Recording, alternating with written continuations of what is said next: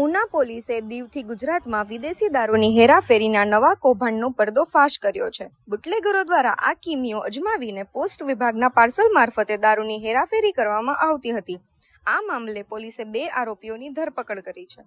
ગીર સોમનાથ જિલ્લાના ઉનાને અડીને આવેલા સંઘ પ્રદેશ દીવમાંથી ગેરકાયદેસર રીતે વિદેશી દારૂ ગુજરાતમાં ઘુસાડવામાં આવે છે અને પોલીસથી બચવા માટે અનેક પ્રકારની યુક્તિ પ્રયુક્તિઓ અજમાવવામાં આવે છે. જેમાં વાહનોમાં ચોરખાના બનાવી દારૂ સંતાડીને લઈ આવો, દૂધ કેનમાં, શાકભાજીના કેરેટમાં દારૂ છુપાડીને લઈ આવતા, એસટી બસમાં દારૂ છુપાવી લઈ આવતા આવા અનેક કિમિયાને પોલીસે નાકામ બનાવ્યા છે. ત્યારે વધુ એક કિમિયાને ઉના પોલીસે નાકામ બનાવ્યો છે. ઉનાના વરસિંગ રોડ ઉપર રહેતા મજૂર નયન જેઠવાએ પૂછપરછમાં કબૂલ્યું કે તેણે દીવથી દારૂની ખરીદી કરી હતી.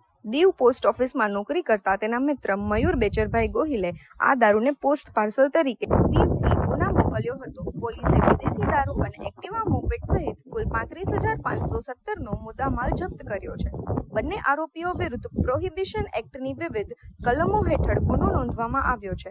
આ દરમિયાન પોલીસે આરોપી દીવ પોસ્ટ માસ્ટર મયુર બેચર ગોહિલને પણ પોલીસે રાઉન્ડ અપ કરી લીધો છે.